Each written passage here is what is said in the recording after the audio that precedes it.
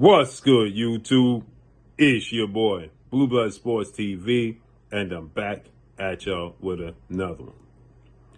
So, as you see here, there's reports that now first ballot Hall of Famer, 4-division world champion, Olympic silver medalist, former unified super featherweight, superstar boxer who is now currently the WBO junior welterweight world champion. He simultaneously held, for a short period of time, the World Boxing Council, better known as WBC, 135-pound title, as well as the WBO title.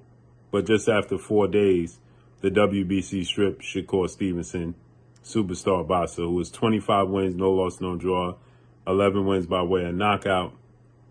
After his dazzling performance last week, today, over 2-division world champion, former unified lightweight, and former WBO junior welterweight, Teofimo Lopez, who has 22 wins now, 2 losses, no draw, 13 wins by way of knockout.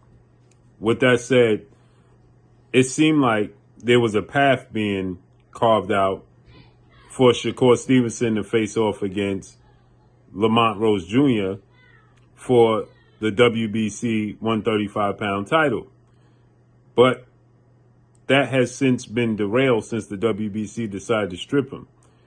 They put out their new ranking system that had Lamont Roach at number 2, William Zepeda, who Shakur already beat 2 fights ago, at number 1. It only made sense.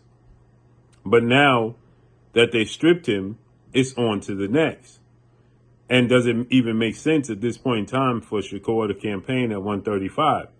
Now, he says he's a career 135-pounder, seeing as though he's not the biggest guy. And now the reports are coming out that Shakur Stevenson has his sights set on Mexican superstar, former world champion, Isaac Pitbull Cruz, who has 28 wins, 3 losses, 2 draws, 18 wins by way of knockout for his next fight. Isaac Cruz stands at 5'3" with a 63-inch arm reach. Isaac Cruz had a draw with Lamont Roach Jr. in his last fight. Prior to that, 2 fights prior to that, he fought Jose El Rayo Venezuela. He lost a split decision, but it should have been a unanimous decision to the southpaw of Venezuela, who just completely outclassed and outboxed Pitbull Cruz. He exposed him. Gervonta Tank Davis did so slightly back in 2021, where he won a unanimous decision. But Tank Davis had injured his hand in the 6th round.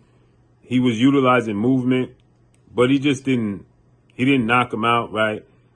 Isaac Cruz was in his chest. Isaac Cruz is a lot closer in size to Tank Davis, who's about 5'4", 5'5", right? With a 67-inch arm reach. El Rayo is a southpaw as well as Tank Davis, but El Rayo is 5'9" with a 70-inch arm reach. Shakur is 5'8" with a 68, 69-inch arm reach. Slick southpaw. This is not going to be competitive at all whatsoever. But like Andre SOG Ward says, every fight can't be the biggest and toughest name opponent out there. Isaac Cruz, I'm not slighting him in no sense of the imagination. But Isaac Cruz's style is tailor-made for Shakur Stevenson. He's aggressive, gonna let Shakur, he's gonna come forward. He never met a punch he didn't like. He never met an angle he didn't like. He just goes and goes and goes, and that just plays right into Shakur Stevenson's style. He's a counterpuncher at heart, defensive first, defensive minded. So him being defensive minded and being a counterpuncher in this type of fight,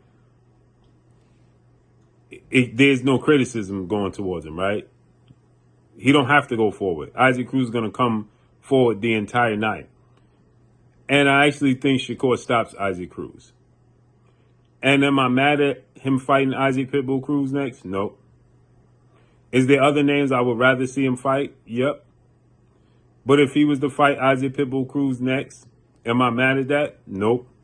Especially if it's a quick turnaround. He dominated Teofimo Lopez. He took no punishment. And let's say he was to come back and fight in June or July, and it's against Isaac Cruz. I have no problem with that. None. Like Andre Ward said and Roy Jones said, every fight can't be the highest level of caliber of fighters for everybody. Now, there's some fighters out there like Devin Haney that'll fight those types of fights every single time out. Terrence Crawford, he'll do it every single time out. Errol Spence, he'll do it every single time out. And then there's other fighters that will say, you know what, I'm going to take a solid name opponent, then I'll go back into the super fight. And there's nothing wrong with that either. So many people asked me about this article that was written by Boston News 24. And my stance is this. I'm not mad at it. Is it realistic for him to fight Devin Haney next? It can be, but he ain't going to 147. And Devin Haney's not doing a rehydration clause. He ain't going to fight Keyshawn Davis. We already know that. Tank Davis ain't going to fight him. We already know that. Gary Anton Russell has a fight coming up. A mandatory that he got to defend. I mean, how many options is there for him? I mean, Isaac Cruz and Lamont Roach, I was open to Shakur fighting Lamont Roach Jr. Lamont just fought Isaac Cruz to a draw. So why wouldn't I be open to Shakur fighting Isaac Pitbull Cruz? I'm open to that. Just like I would have been open to him fighting Lamont Roach Jr. Doesn't matter to me. Either way. And let's see if he fights maybe a third time before the year is up. The end of the year, maybe it's a bigger name. Who knows? I like the fight. It ain't going to be competitive. He'll probably stop Isaac Cruz and he get a payday. I'm not mad at it. Do your thing. But let me know what y'all think. I know y'all may disagree and say cherry picking, so on and so forth. Again, Lamont Roach's last two fights was a draw. One was Isaac Cruz. And I, like many others, was open to that fight. So if you was open to that fight, and I thought the Isaac Cruz-Lamont Roach fight was a draw.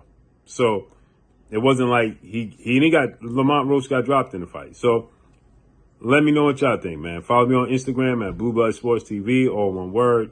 I'm gone. Peace.